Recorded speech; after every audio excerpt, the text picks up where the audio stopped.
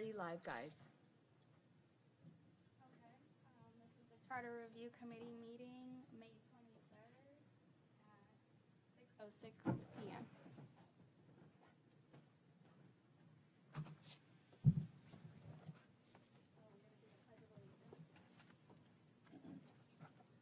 I pledge allegiance to the flag of the United States of America and to the republic for which it stands, one nation, under God, indivisible, with liberty and justice for all.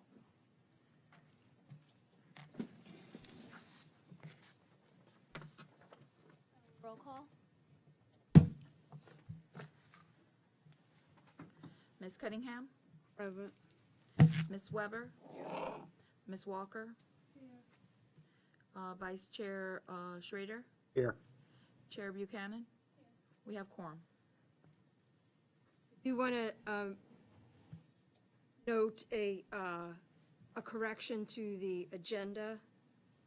Instead of the interim police chief, David Howard, our building official, the building department, and the code enforcement department are going to present tonight.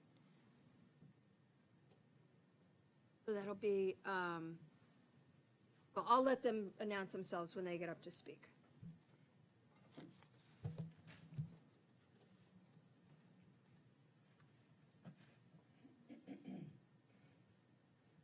Did everyone have a chance to review the previous meeting minutes?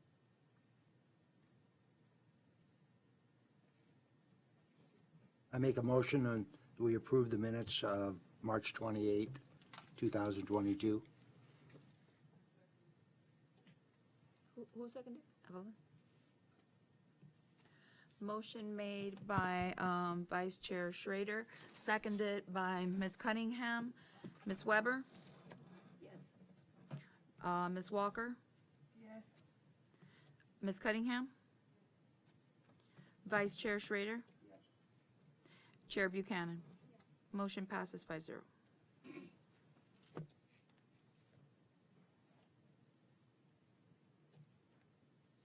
So now we go into our presentations. So Miguel Nunez is our building official, and he's going to tell you a little bit about his department. Thank you. I have a wonderful high voice, so. Right? I already put it in. 1, 2, okay. Just checking. Give me 1 second. so No I can bring up problem. your presentation. And you've got 3 minutes. No? Sorry, that's a joke between staff. Probably Okay. happy about that. Yeah. In 3 minutes, hello and bye-bye. Good afternoon. My name is Miguel Nunez. I am the Chief Building Official for the town of Pembroke Park. I am accompanied by Chief Jocelyn Ramirez. She is the Code Enforcement Department from the Code Enforcement Department. Our information, it is in the screen for all of you. In the town of Pembroke Park, I would like to start with this. The building department, code is under the building department, under the supervision or direction, if you want to call it that way, of the building official. Therefore, we're going to be presenting a combined presentation on both of us. One is going to follow the other, and that will make it easier for each and every one of you to understand what we do and how we do it. We're going to start with building. You may not see buildings like this in the town of Pembroke Park, but you are ready to be looking buildings like that. This is a building that is promoted to be built right now it's in the Development Review Committee. Just to let you know, this is a proposed building. We are working towards that. However, I would like to initiate the building department in any part of the state of Florida. It is a mandated agency by this, as per state statutes. It is governed on the, basically Florida Statute 553, which is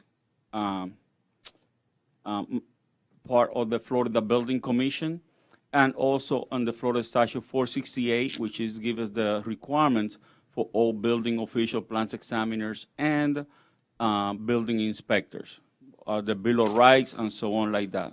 They consider the building official or building plans examiners or any other aspect similar to the firefighters, the fire prevention department, the police department, obviously in different type of guidelines. This is a mandated agency, again, like I mentioned, by the state of Florida. In addition to that, we have a secondary regulations in the building department, which is governed by the Broward County Board of Rules and Appeals. They are the one who governs or control all the building departments, building codes in the Broward County. That was as a result of a charter review in 1975, when it was by a special election, 75, 575, or 515, where they started controlling all the building departments in all 31 municipalities on the Broward County. So we have what we call, I don't know if I can say that, we have three masters. We have the state of Florida, the Broward County, and the town of Pembroke Park in this particular case. So in addition to that, we had to understand first, where do we came? How are we doing and where we're going? And that's the most important thing. People will say, well, building codes. We enforce building codes. We make sure that the laws and rules and regulations for the construction standards of the town, Broward County, and the state of Florida are governed. Yes, that's part of our job. But since when we know that? If we consider that the first known building code in humanity, when was that? You're talking about the Hammurabi Code. The Hammurabi Code came in effect since 1750, before Christ. It was in the old Mesopotamia, when nowadays is Iraq and Iran. It was what they call an eye for an eye. That's what we know it in multiple aspects. It was only part of the rules and laws that they have, 4 aspects or 5 aspects on there, govern the the construction standards on that area. One thing that we don't have, fast forward, in this particular slide, is the first known building code in the United States was in South Carolina, in the town of Salem, New Salem. And that was actually, it was not enacted in, believe it or not, in English. It was in German, because it was the first German community that enacted zoning requirements and brought zoning codes. Now, fast forward on the codes. What do we have and how we do it? Where is the modern part of the introduction of code? If you consider in the modern era, everything started since Rome in 64 AD, when basically it lasted 6 days, the fire of Rome during that time.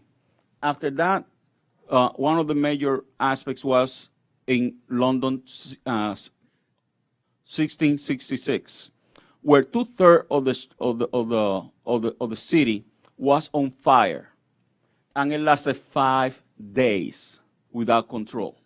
That's the city alone. We're not talking about the Everglades here. We're talking about the entire city, and that started working on the building codes. Chicago, 1871. Basically, the fire lasted 2 days and created billions of dollars in damage, plus the city was devastated. And modernly, the one that we all remember, if we were here at that time, in 1992, Hurricane Andrew. It changes the entire ball game. At that time, there was the then governor, Lawton Childs, with the legislature decided to create one unified building code, not having different building codes in different municipality and different ordinances and conditions in the entire state. That way, that gave pace for a unified building code, which now is the Florida Building Code. Now, yes, that is what we do in the building department. We enforce the Florida Building Code as enacted by the Florida Building Commission, as directed by the Florida Building Commission, as enacted by legislature and the state statute. The only difference is we have technical amendments which are governed by Broward County. We call it Chapter 1, which is the administrative provisions. We cannot get out of those because our certification in Broward County depends in following those guidelines. That means we don't have the luxury to remove it or to change it under certain discretionary items afforded to the building official. Now, when we look at the building codes, we have to understand what is the building code. It's the minimum. The minimum. And when we're talking about the minimum, I like to know to use the simple term.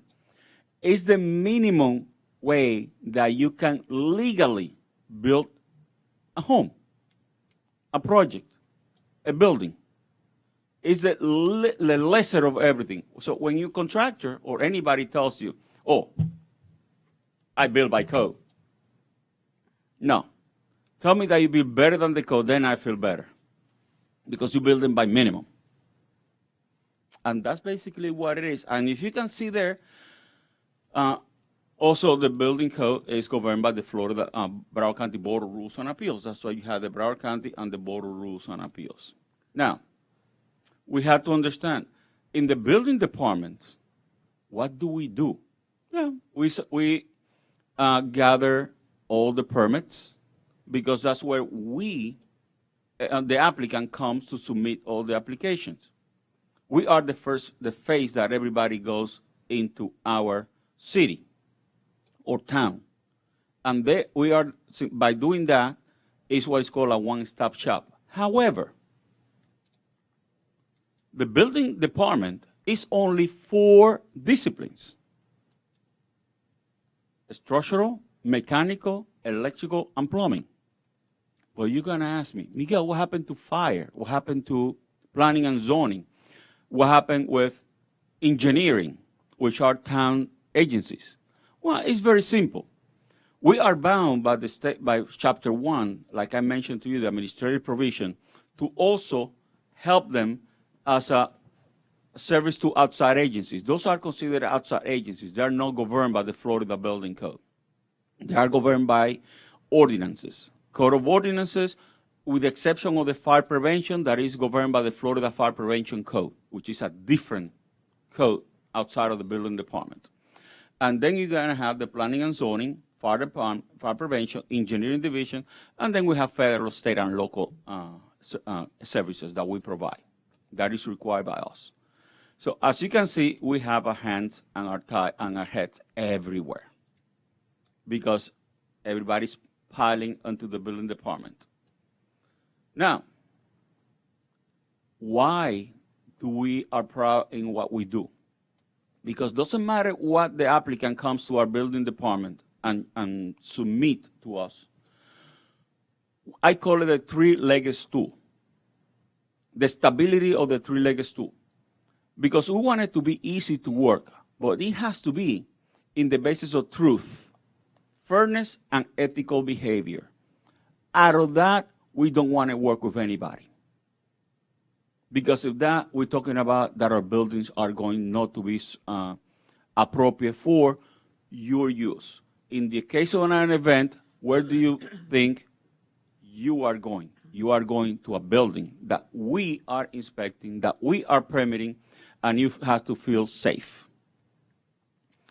The permit process, like I mentioned, and what we do is on the 3-legged stool, and it's the designer, he's the make the plans. The building department, we approve of making sure that everything is in accordance with the building code.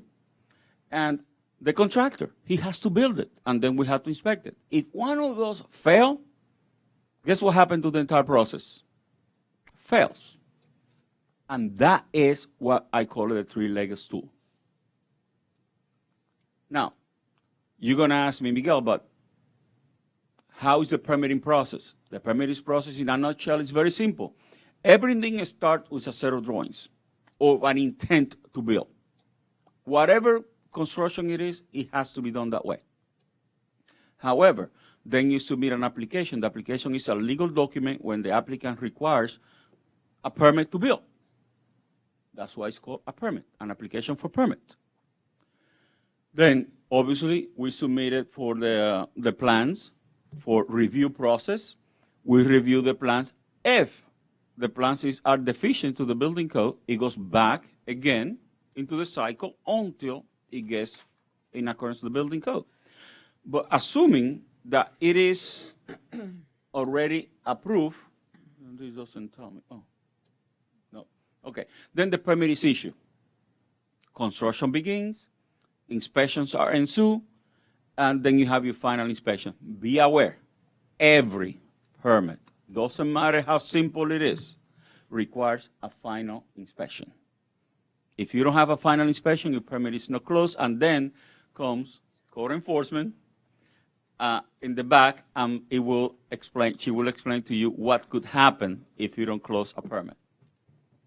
Now, people will say, what happens if as a building official, as a town, we don't do our jobs? I'm gonna make it simple as that. Can you see those photos very well? The first one is in Shanghai, China. A building completely done, ready to be occupied. The persons that were doing the canal on the back decided to enact that canal. By doing that, put water into the foundations, damaged the foundations, and the building just collapsed because they were not maintaining the process, no investigation was done. Second, you're gonna see beautiful garage door, right? Well, you have the steps in the front of the garage door. Tell me what car you're gonna put in there. And those are live things. You have a shower. Guess what you have in the shower there? Well, you're ready to be electrocuted because you have an outlet right next to the spot. Now, if some of us like to be doing yourself at work, at home, you have, look at the bottom of the sink. Electrical wires everywhere, outlets and everything. That's an electrocution waiting to happen, a fire waiting to happen in your building. And those are true statements.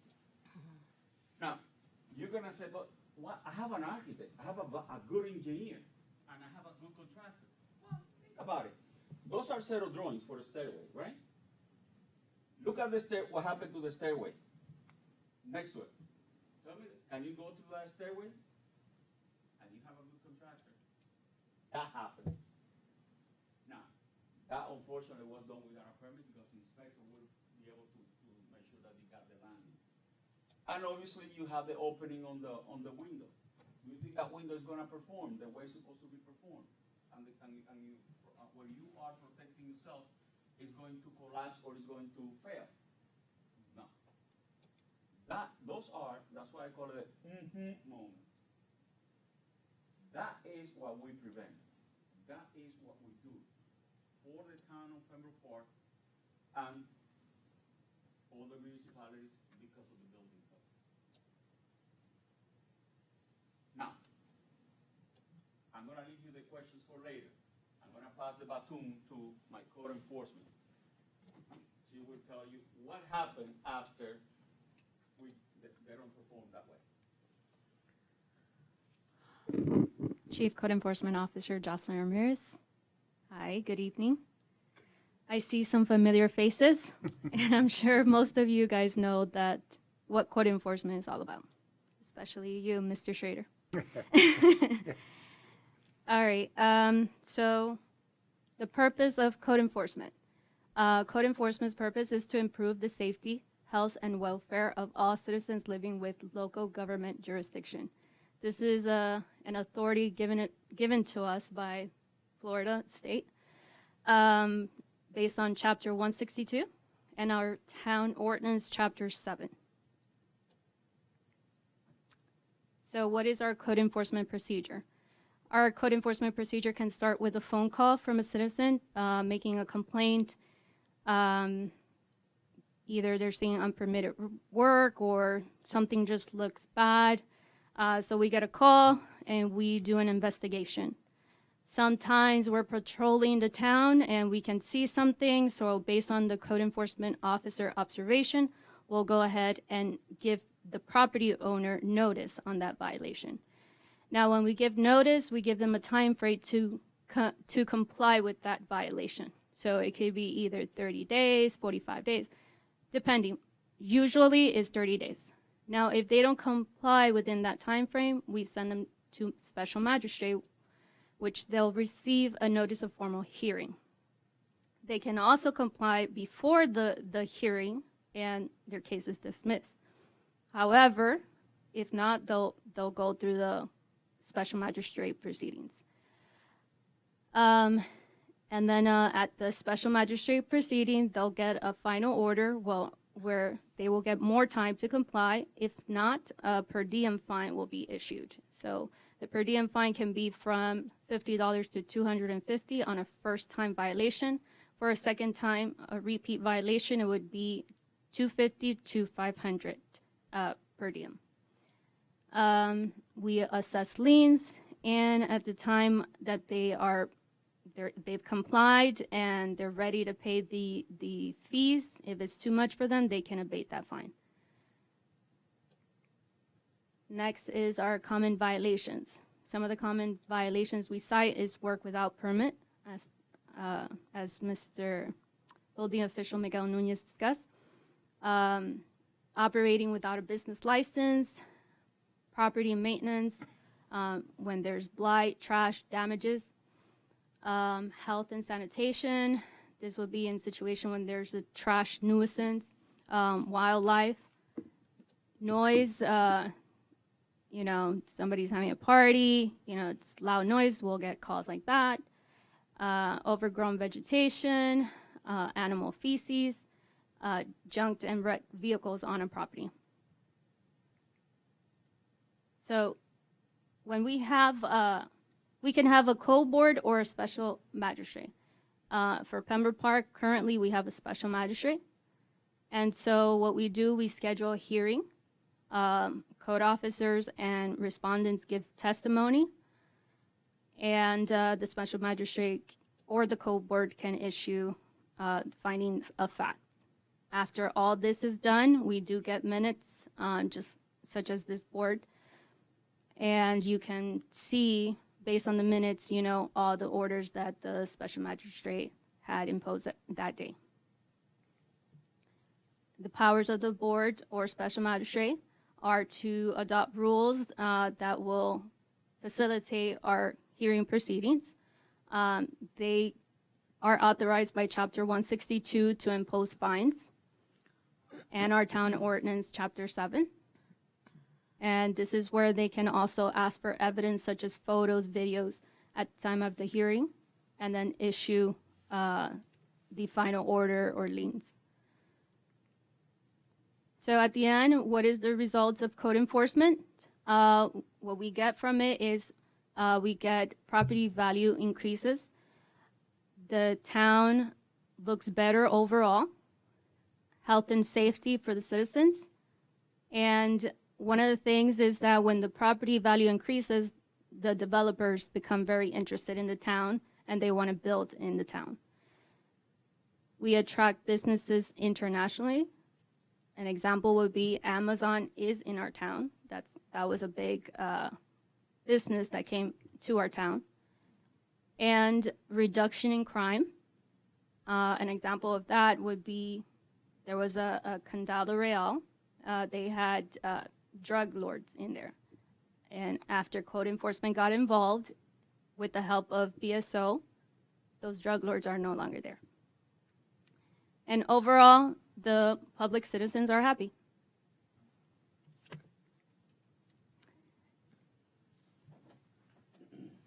Okay, now we both are here together to say it. Thank you for having us here today. And if you have any questions, we're more than glad to answer. Our intent is to make sure that the life safety of our residents, our business owners, or property owners are maintained in the most positive way. We're here to answer any questions you might have. Yes?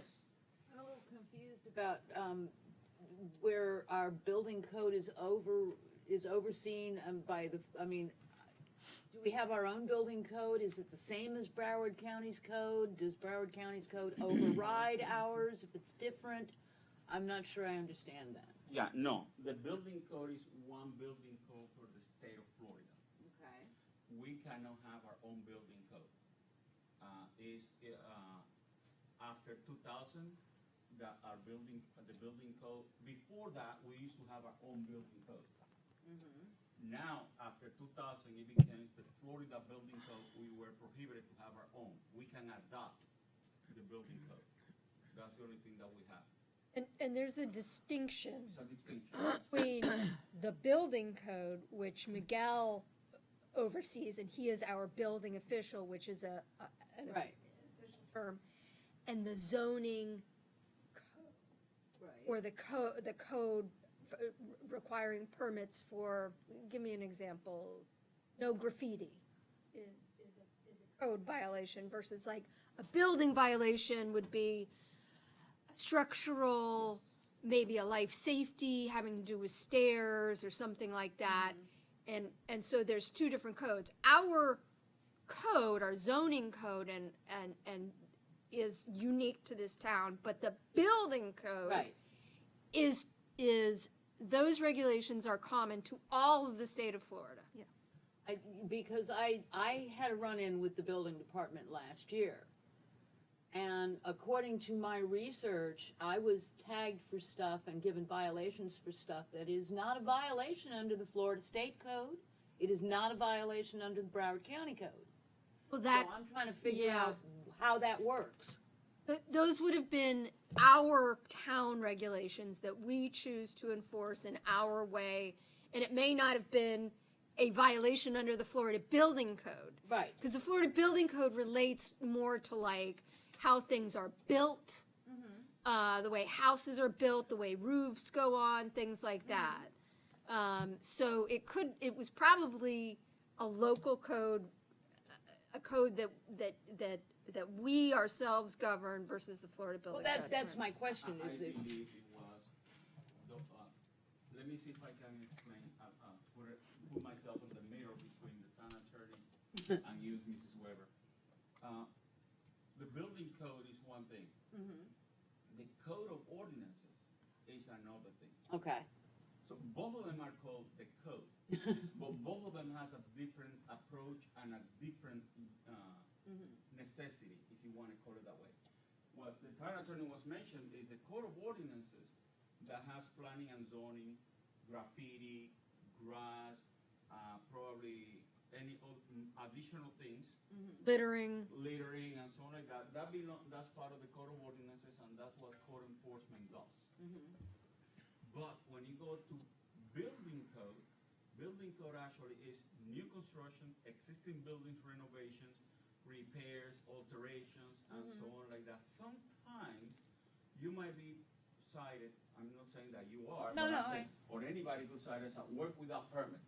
right, And without, that will be our first count. The second count will be your grass is higher. right, So basically, we commingle both to make sure that we have one big citation, and the whole property is in compliance with it finished.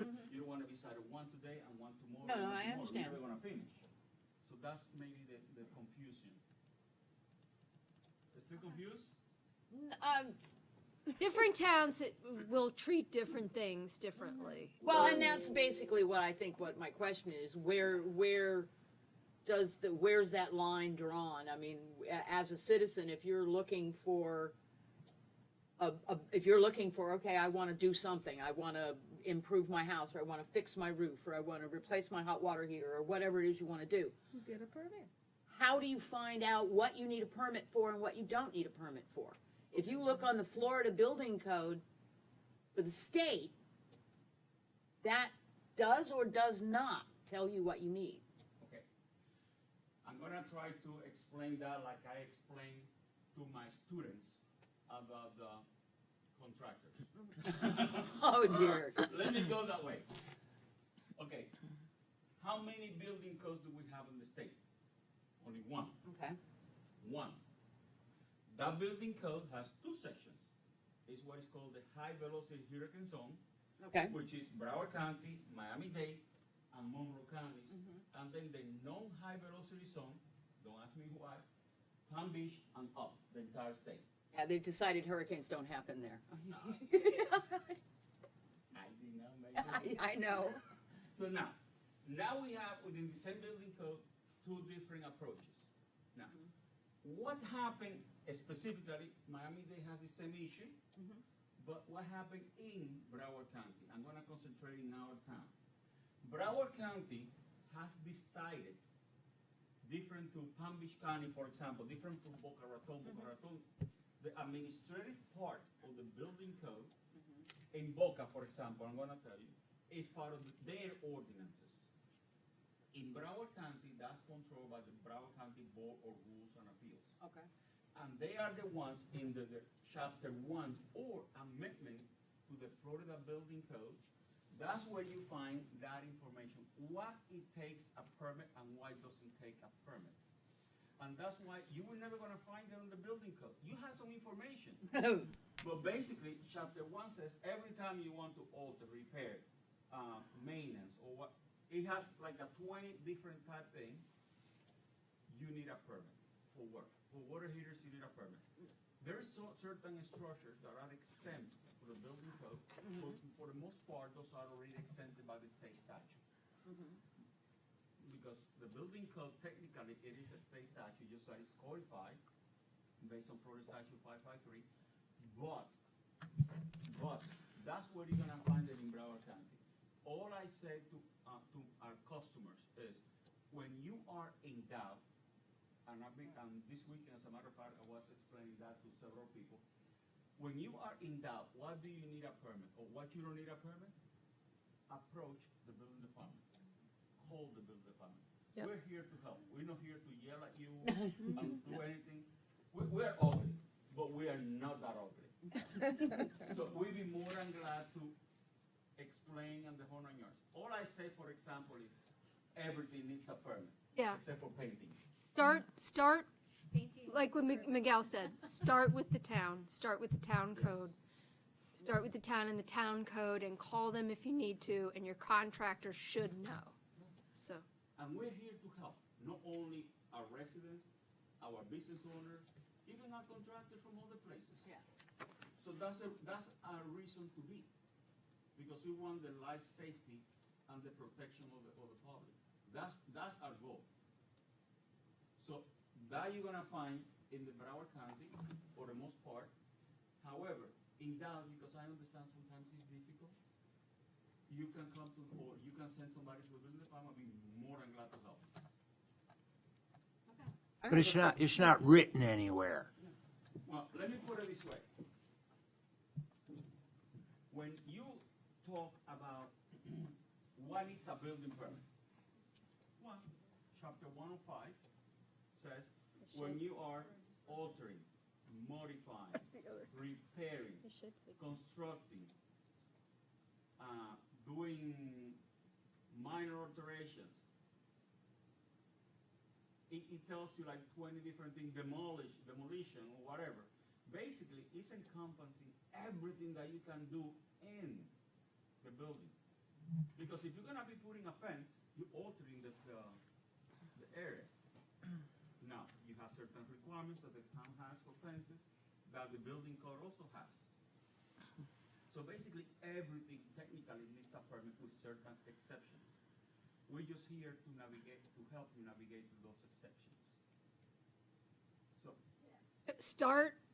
start with the building department. Yeah. Always call. I have a question. yes, ma'am. When you're talking about permits and everything, explain to me, if I purchase a home, because you all did that, people that have had homes, has been in homes for a long time, all of a sudden, that item that I have in my home now, that item was there for 10 years. And now you're telling me, oh, you didn't get a permit to do it. Well, when I purchased this home, it was there. So my question is to you all, when you're buying a home, if I sell my home right now and someone's purchased that home, you all don't come out to inspect that home. So the person that purchased it now is inheriting what I have, and maybe I had a permit, maybe I didn't have a permit. So now you're saying I've been in my home since '98. Well, and I bought that home, whatever is there, I'm responsible for it, which I know. You understand? Well, yeah, I mean, and that's, And you went after a lot of people like that. yes. For- And honestly, I mean, that is the law I in know, Florida, right. and we do enforce it. I think that as a town, we always take pains to make sure that we do our research, look at the history, make sure there wasn't a building permit before, but we can do that. I don't know how often we do it, but we can do that. We do have the authority to do that. As can be done anywhere in the state of Florida. When you buy a home, and if it's not up to date, and if you're going to renovate or something, and you call an inspector and they see something else that's not permitted, chances are they'll have you get a permit for that, an after the fact permit out. And but it's really for your health and safety, because if you've got something in your house and it's not been permitted, you don't know that it's safe. 100%. I mean, am I correct? Or You're absolutely correct. Is that something realtors and, like inspection people do? you can, yes, you can have. When I purchased my home, when I purchased my home, I had an inspector come out and he did an inspection, and I found out that it was all fine. Ideally, if you have an inspector come out, they're going to be able to tell you whether you have violations or not. But that's not always. But how would that inspector know whether that person? And I don't want to get too far into this because we still have the charter review to do. Allow me make it simple. When you purchase a brick and mortar house, because let's adapt this conversation to our time. When you buy a brick and mortar house, for the most part, you're gonna purchase it with a loan, right? You're gonna ask for a mortgage. Well, you give a mortgage to the bank, but you're gonna ask for a loan. The bank is gonna ask what is called a lien search. In that lien search, it tells you everything that the town knows, for the most part. Now, if everything that is there is not in your house, most likely it is a violation, because unfortunately, because work without permits, we don't know those, because they're done in the weekends or they're doing a certain conditions. And that is when most likely, if you have a savvy realtor or a savvy home inspector, they will know when something is done without a permit, or there is a deficiency in the property. But that normally happens in brick and mortar. Now, if you have a cash purchase, for the most part, the bank will not do it unless it's requested by the realtor, because that costs money. Same thing happens with my mobile home. It's a cash, it's like buying a vehicle. But guess what's the problem? Mobile home has one regulation, and anything outside of the mobile homes has a different regulation. And that's where some of us, guilty as charged in my house when I purchased it, and I should know better, I had a violation. When I purchased it, and I had to solve it. No different to our customers, our residents here. However, that is when you receive a notice of violation that something is done, because like the town attorney mentioned, not because you purchased the property, the violation cease and desist. That means it's still there. It's what is called buyer beware. You are responsible of that automatically. So unfortunately, it's very difficult. Yeah, I know it seems unfair, but it's really meant to be for your health, safety, and welfare. I am going to thank this team because they've done a great job, and we're going to move on to charter review. I'm sorry. I know you guys I'm always sorry. have I awesome know we have to questions. move on, but I really have a question. Okay. Okay, you're talking about the codes and the ordinance for the building and stuff like that. How about the street? Like the roadside and stuff like that. It's part of the community. Is that part of it or not? That's part of our code of ordinances and part of the town ordinances. But there's no ordinance in, as far as I can see, in this town, to be honest. I mean, What is it you're asking The about? street is Someone said- horrible. That road You is need, horrible. it Road, needs the work. road, the side, the grass, this go down. Dog poop here, dog poop there. I walk into the park, I'm jumping and skipping over all those stuff. I mean, is there something that can be done or something that take control that we can have a safe? I will leave I mean- our chief code enforcement to tell you. It's really bad, to be honest. So are you saying this is happening in preserve parks? The preserve Yes, park? I mean, Okay. if you take from So County internal, Line Road coming all the way up here, people walking their dog, they let their poop. There's no ordinance. I mean, it's like, I mean, most community, they have We do have rules and regulation. They have the bag that they do the doggy. we do have an, I mean, I've been giving people looks and stuff like that when I'm I did mention it in the presentation that animal feces, it is on our ordinance and we can enforce that. I think it's a sign on. But if it's on the preserve and park, there Sign is are there, signs but in the park. I know It's a because sign, I've seen, it's a Yes. sign on Mactier Park. if it's that in the says preserve if it's park, a- we do address those things internally. But if you have an issue, call the town, ask to speak with code enforcement, and if they can't do something about it, Public Works is your next. Public Works is the department that's in charge of the roads. If there are roads, if they're local roads, Public Works would be the. some animal died or thing died in the road and it smelled and it's there for days and stuff like that. So Right, so call in and report it. Public and Works. You can call code or public works and either of us will take care of it. Yeah, just call us. We will take care of that, or we can send it to the appropriate department. Normally, if I'm driving around and I see a dead animal on the road, I do notify them. Anybody else before they finish up? And if you have any questions additionally, I'll be more than glad to invite you to our building department. And we can have a cup of coffee, water, or soda, and you can ask as many questions. We're here to help you. They're such a vital part of the town. Just, you keep mentioning charter review, so are they proposing a change to the charter, or? Well, part of what the charter review is for is to, I want you to know the town.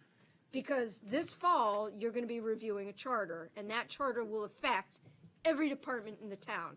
There is not, there is a paragraph which affects the building department, but just like every other department who's come and presented, they're here so that you understand how the town works, you understand what the different departments do, so that when we look at a proposed new charter this fall, you understand how each department fits within the charter and within the context of the town. That's why they're here, presenting today. And then I'm gonna follow it up with actual charter review discussion. But that's why they're here today. And they've done a wonderful job, and I think every department that's come, you understand more about the town, which helps you understand more about the charter and how we can change it for the better.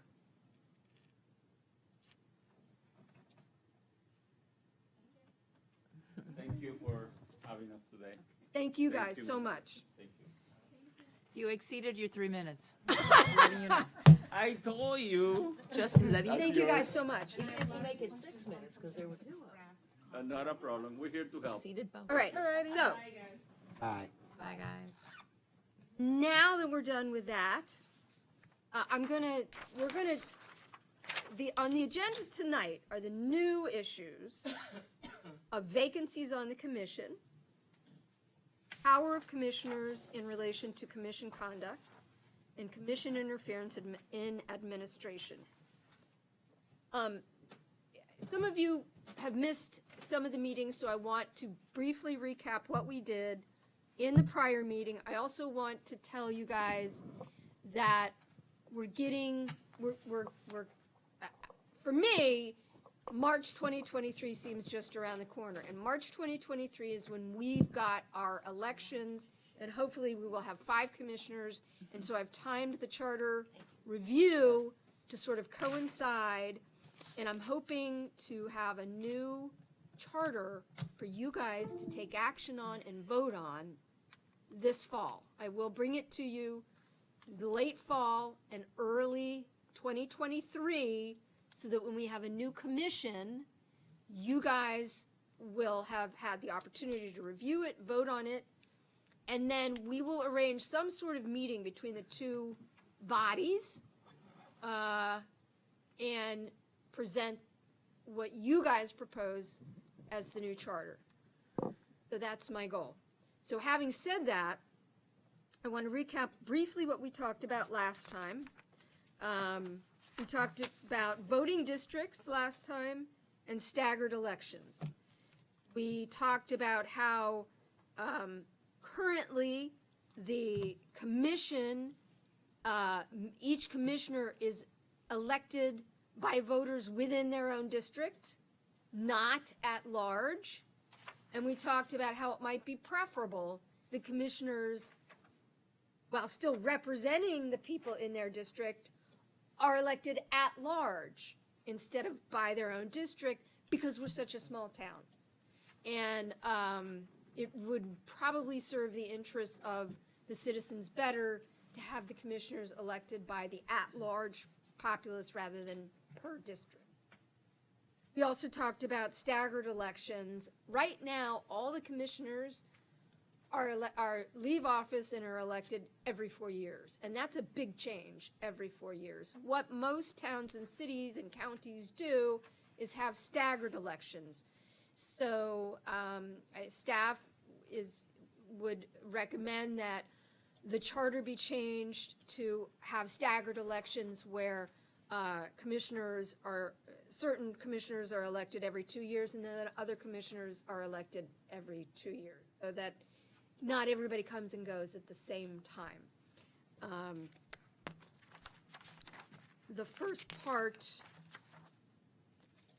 of my presentation is a recap. I know that we got behind because of building and permitting, but I think it was very important for you guys to hear them. So I will try to go through the topics, the new topics, succinctly as possible. But for the people who weren't here the last time, if you look in your materials, there is a map of the voting districts showing the different districts.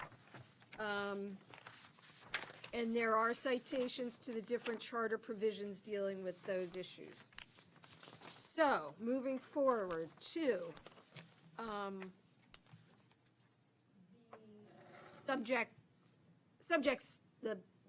the issues for today. We're going to start with vacancies on the commission. You guys probably know there are 5 commission seats, but we only have 3 sitting commissioners right now. That's because of the way our charter is written. I think it's very important to have a full commission whenever possible, and we don't have one.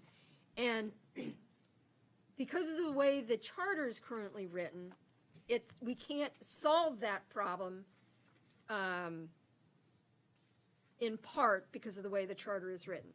Section 11 of the charter reads, in case of a vacancy in the commission, the remaining commissioners may fill such vacancy within 60 days by resolution, by a vote of the remaining members of the charter.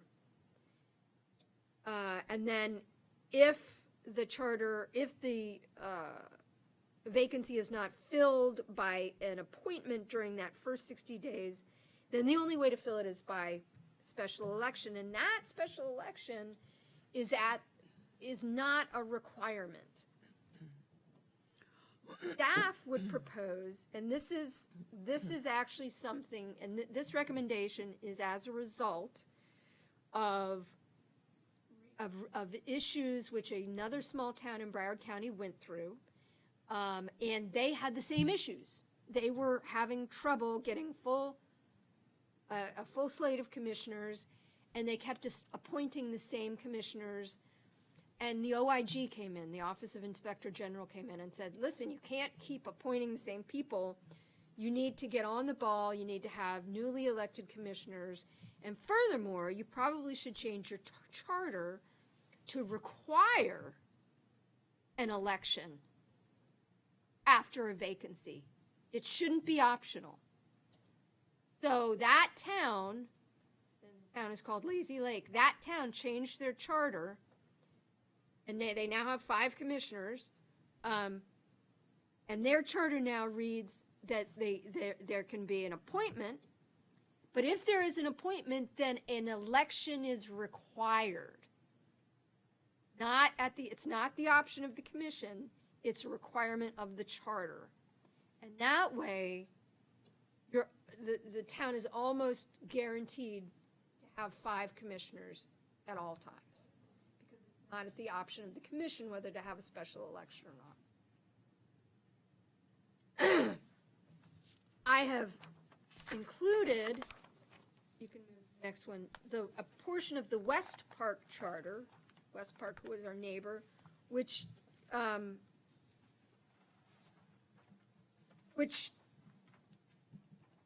does exactly that. If you read the provisions, it says if a vacancy is of less than 1 year remains, the vacancy shall be filled by the commission within 30 days. Not an if, it shall be filled within 30 days. If 1 year or more remains in the unexpired term, the vacancy shall be filled by a special election to be held not sooner than 30 days or more than 60 days following the occurrence of the vacancy. Then the other provisions go on to discuss things and what might happen in certain circumstances. But I think it's really important that this town, deserves to have all 5 seats filled, because that is going to give you the best representation. Some of your districts aren't being represented right now in the town because of those missing commission members. So the staff recommends that the charter be changed to have a provision similar to this West Park charter, which requires that the town either appoint somebody within 30 days of a vacancy, or if they cannot do that, that a special election be held. And that way you're going to be guaranteed to have seats filled. And you're not going to be hobbled by having a commission with only 3 or 4. When you're saying in 30 days, are you saying that the commissioners will elect this person, choose this person, instead of the residents choosing? If it's a 30-day, like you say, it has to be filled in 30 days. Normally what happens is the commission will have a time within which they can appoint. They'll take applications and then appoint. But after that 30 days, if they can't agree on somebody, then an election of the residents is held to fill the vacancy. That's a special election. Yes, ma'am. And that's only for the town, Pembroke Park. Yes. That happens where? Over here? Oh, wherever, yeah, I mean, the clerk can answer that question about special elections. We have 2 areas where they come to vote. One of them is here at Town Hall, and the other one is over there at the Preserves. Those are the both locations that we have. Where the park is at, Ogilvy's. Where all the fruit trees are. The bigger election place. The election place. No, our park across the street. That's one of the locations. It's one of our polls, and then this is the second one that we have. We only have 2 in the town. That way, we wouldn't have an issue of not having enough commissioners on them. The next new issue, and we can discuss all of these issues at the next meeting, if we don't get enough time to discuss them fully here. Powers of commissioners in relation to fellow commissioners. This is in section 13 of the charter, and it's just a general, very vague and general sentence, along with the rest of this paragraph, which talks about the powers of the commission. It says the commission may determine its own rule of procedure and may punish its own members for misconduct. That sentence in and of itself is vague and probably unenforceable, and So I would recommend that that particular provision either be fleshed out in the new charter. I recommend it be eliminated, or alternatively, it be fleshed out to be given some teeth, to mean something so that the commission can use it. Because right now, as town attorney, I would not recommend trying to use that to discipline one of the commission members. It's just too vague and unenforceable and unconstitutional, probably. Bill, section 13? Yes, ma'am, I'm on section 13 of the charter. There's a highlighted sentence there. You recommended that that be taken out? I recommend that that be taken out and replaced, either taken out altogether or taken out and replaced with language similar to what's on the next page, which is the West Park Charter. Most municipalities and counties have a section in their charter dealing with commission absences, and some of the, Fort Lauderdale, for instance, and West Park have provisions that if a commissioner misses more than, say, 4 meetings a year, that commissioner might be subject to removal. I did a deep dive on this today just to see if that actually has happened anywhere in Florida. And here in Broward County, in Oakland Park, there was a commissioner who just stopped coming to meetings. And there was some discussion about whether she should be removed, because they had a charter section which stated that if she didn't come, not her in particular, but if any commissioner missed a certain amount of meetings, that they could be removed. She was not removed. They did not do anything. There was some discussion by their town attorney about whether it was actually allowable to do that under the law. But my point is, if the charter would have any language about power of commissioners over other commissioners, most likely it would be in regard to absences, and as an example, we can look at the West Park Charter, which says that if there's a certain in the event of a certain amount of absences, the commissioner can be removed. And then many charters also have provisions which say that commissioners can be removed by other commissioners for not acting in accordance with the terms of the charter, and they have very detailed procedures set forth as to how that can be done. We can discuss this in greater detail when we look at actual draft charter provisions, but again, the way it is currently written in our charter in section 13, which just states the commission may determine its own rules of procedure, which is fine because they do determine their own rules of procedure, but the last part, and may punish its own members for misconduct, again, that's very vague, and I'm not sure what that means, so it should either be removed, and I would recommend it be removed and possibly changed, or that we add something to put some teeth into this provision, allowing commissioners to sanction or remove another commissioner. That's important. Because you'll be paying, like the commissioner to meet all the meetings, that commissioner is still getting paid and Yes. not doing the work. No. Yes, right. And if something happened right away, don't you think you should talk to the commissioner, whoever it is first, give them, what's going on?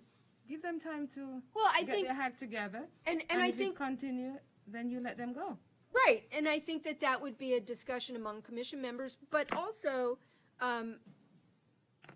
this very vague provision should be fleshed out so that there are things like, maybe there should be an inquiry at first, or that's all stuff we can talk about. But this single sentence is not gonna cut it. We'll open. Yeah.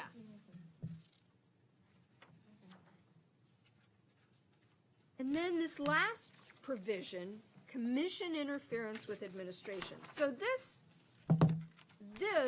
is a very, very common provision. It's in the City of Fort Lauderdale Charter. This is taken from the West Park Charter.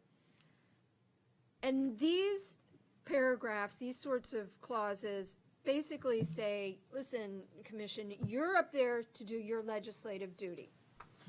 The executive staff is here to run the day-to-day operations. And the commissioners are not supposed to get into the day-to-day operations of the staff.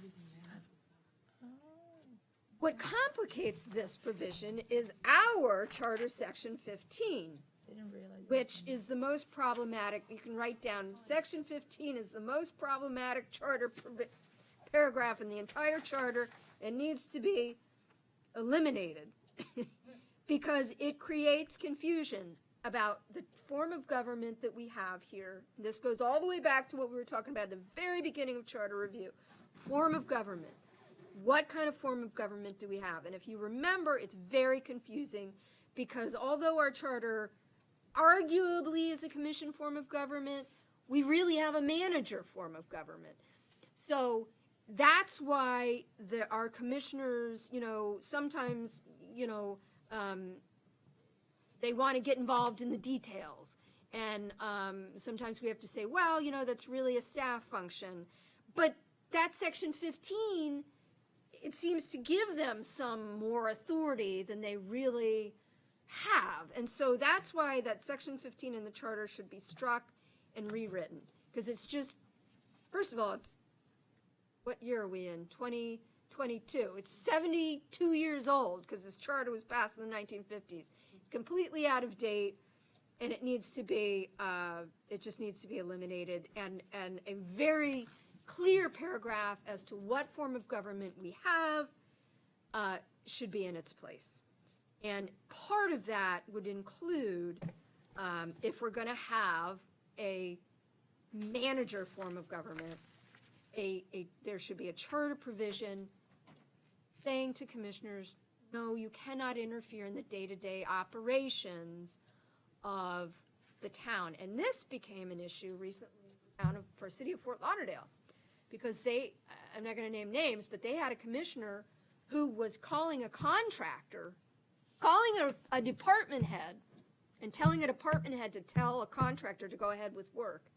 And they racked up almost $1 million in bills without anything being approved by the actual procurement and administration of the city. I mean, it was a big deal. It was written up in the Sun Sentinel, then the City of Fort Lauderdale Charter has a provision which says commission is not supposed to be doing that. Nobody really got in trouble, but it just shows that's why these provisions are there. So this one person was able to go ahead on for that whole city to make that decision? Well, this person did. They weren't supposed to, but they did. And then everybody had to deal with the fallout from that. It was almost $1 million in work. It was crazy. Yeah, because that's the taxpayers that have to pay that. Right. So that's why this kind of provision is important, to make very clear delineations. What is the commission power? What is staff power? And that's my presentation. I kind of sped it up a little because I know you guys we had a long beginning, but they did a great job, and I think it's important for you guys to get to know staff and town departments. Do you have any questions of me?